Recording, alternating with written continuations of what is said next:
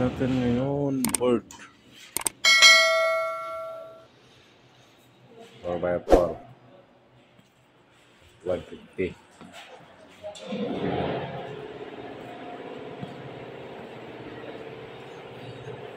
Okay. Board tip 150 brake automatic.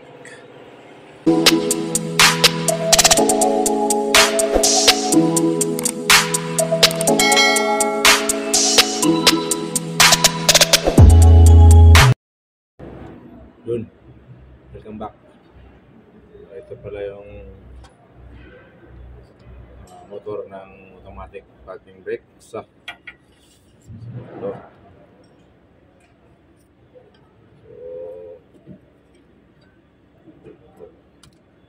Ano, pagka start pag walang scanner, computer, kasi dito nag-automatic na release. So, gagawin, pag manual, pwede rin siya manual na tanggalin pa rin. Pwede. Tanggalin lang itong yung kanyang motor, dalawang alin na bolt. So, pag natanggal na, itong piston, simple naka-engage dito yun, makapit. So, ikutin lang ito ng kahigpit para mag-reverse. So, yun. Pag mahirap sa tanggalin kasi kapag hindi mo siya tanggalin dito, so, naka-engage, mahirap tanggalin dito.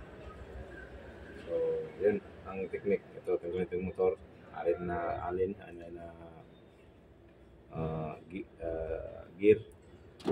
Ito, may spline, tapos ito kanan, pahigpit para matras yung piston. So, pwede na siyang preset ng brake pad preset. Okay. Yan. Press na natin. Kasi pag punilis mo ito na nandito, ito ay masira yung pwede nga ma-bend yung yung piston, yung spin. So, ito na. Kasi na natin ito. Okay. Press.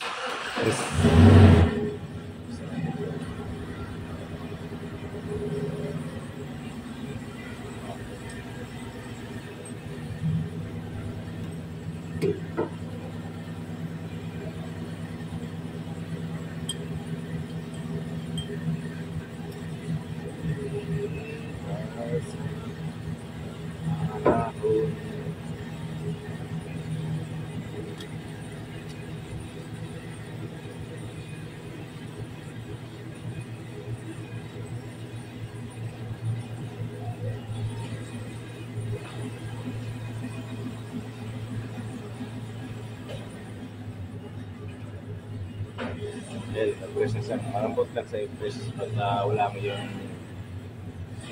motor. Okay.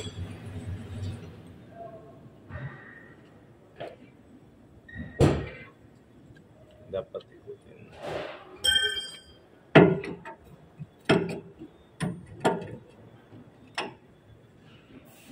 Dapat full loss dito. Full good na hindi na siya maikot. So, sa ganyan. So, pwede na siya na-press. Press na. Kasi magpapalit ng maraming tikpad.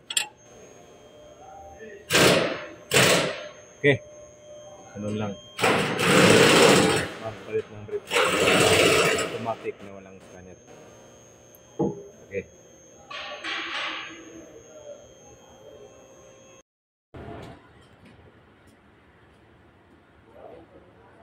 Yun, kabit na natin yung bagong brake pad, no? So, yun, ito. Ikutin natin ito paluwag para lumapat dun sa piston.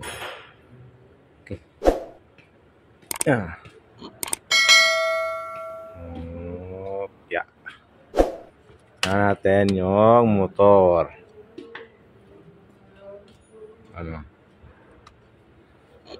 natin to dito.